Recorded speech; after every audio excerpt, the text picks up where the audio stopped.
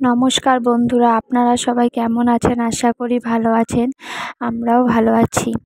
তো আজকে আরেকটা নতুন ভিডিও নিয়ে আপনাদের সামনে চলে এসেছি। তো দেখতেই পাচ্ছেন আমি এখন মাছটা ভেজে নেব। মাছটা ভেজে নেওয়ার পরে ভাতটা বসিয়ে দিয়ে তারপরে কালকের ভাত ছিল কিছুটা, সেগুলোকে একটু পেঁয়াজ আলু দিয়ে ভেজে নেব। তারপরে ওই কড়াইতে আমি একটু সবজিটা বানিয়ে নেব। আজকে লাউ দিয়ে মাছ বানাবো। সকালে সমস্ত কাজ টাজ করে স্নান টান করে নিয়েছি, চাও খাওয়া হয়ে গেছে, সেগুলো আর তোমাদের সাথে শেয়ার করাই হয়নি। এই কারণে একদম এখান থেকে আজকে ভিডিওটা শুরু করছি। তো দেখো, লাউয়ের সবজিটা বসিয়েও দিয়েছি। লাউ দিয়ে মাছ দিয়ে বানাবো। লাউ থেকে এত জল বেরোয়, যতই তুমি জলটা ঝরে ঝরে দাও না কেন তবুও জল বেরোয়। লাউ দিয়ে মাছ বানাবো, আর বানাবো আলু দিয়ে, ভেন্ডি দিয়ে, পেঁয়াজ দিয়ে ভাজবো। তো দেখো, এখন এই যে লবণ দেব, লবণ দেওয়ার পরেও আরও বেশি করে মনে হচ্ছে জল বেরোচ্ছে। আমি একটু লবণ বেশি খাই, ওই কারণে এত লবণ দিচ্ছি। আবার ভাবছি দিব কিনা, না আমি ভাবলাম থাক, লাউয়ের সবজি তো কষাতে কষাতে একটু হয়ে যাবে, তখন আবার দেখা যাবে যে লবণটা বেশি হয়ে গিয়েছে। জল বের হয়, সেটা দিয়ে দেখবে যে সবজিটা কষানো হয়ে যাবে। তো সবজিটা কষানো লবণ দিয়ে একটু আমি ভালো করে নাড়াচাড়া করে একটু মশলা টশলা দিয়ে, মশলা বলতে কি, এখন একটু হলুদ দিয়ে রেখে দেবো। তারপরে একটু কষে আসলে মশলাটা করে দিয়ে দিব।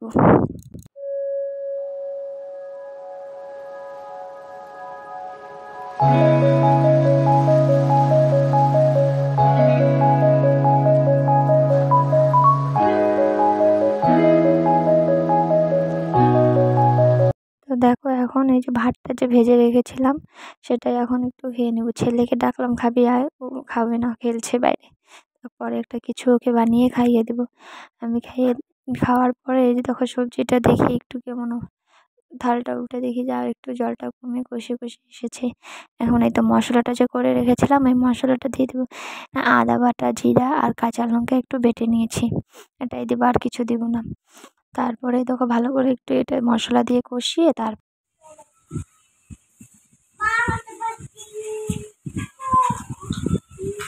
বাবা এদিকে তাকাও, হাই করে দাও, হাই হাই করো, হাই হাই করো, হাই। বাবা তুমি কি করছো? কি রান্না করবা? বিরিয়ানি? আর আর কি রান্না করবা? মা, তাই? তুমি পারো রান্না করবা এখন? এটা দিয়ে রান্না করে না তো বাবা।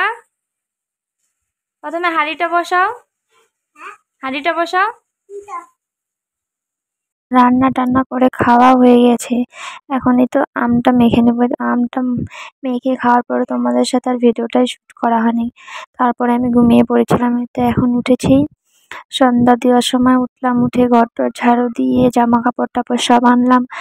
আনার পরে সন্ধ্যাবাতি দিয়ে এখন চলে এসেছি ছেলের জন্য কিছু খাবার বানাবো। এখন এই যে দুধটা গরম করে নিচ্ছি, দুধ দিয়ে বিস্কুট দিয়ে ক্যালক্স দিয়ে খাওয়াই দিব। জানো তো, ও শুধু এই দুধ বিস্কুটটাই খেতে চায়।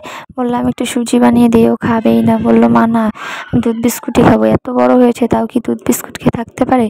ওই এটাই খায় সারাদিন, শুধু ভাত খেতেই চায় না বেশি। ও ছেলেকে এখন খাইয়ে দেবো। খাওয়ার পরে তারপরে ওকে একটু বই পড়াবো। পড়তেই চায় না, তাও একটু নিয়ে বসাবো। তারপরে দেখি পড়ে কি পড়ে না। তারপরে চা বানাবো। চাটা বানিয়ে দিয়ে রাত্রে রান্নাটা বসিয়ে দেবো। রাত্রে কি যে বানাবো দেখি। তোমাদের সাথে কথা বলতে বলতে চাটা বসিয়ে দিয়েছি। চাটা খাওয়ার পরে একটু মোবাইল দেখবো, তারপরে রান্না বসাবো।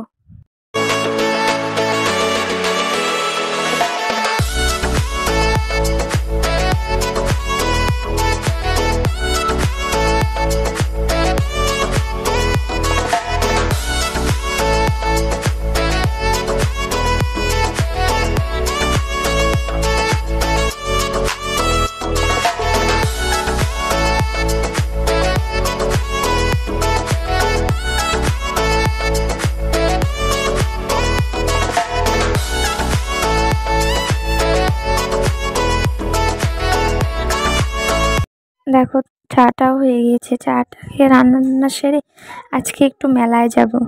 দেখি মেলায় অনেকদিন থেকেই মেলাটা এসেছে, কিন্তু যাবো করে যাওয়াই হচ্ছে না। আর কাজের ছুটি পাচ্ছে না, সেই কারণে দেখো আমরা মেলায় চলে এসেছি। মেলায় গিয়ে আমাদের সাথে খুব একটা খারাপ কিছু হয়েছে।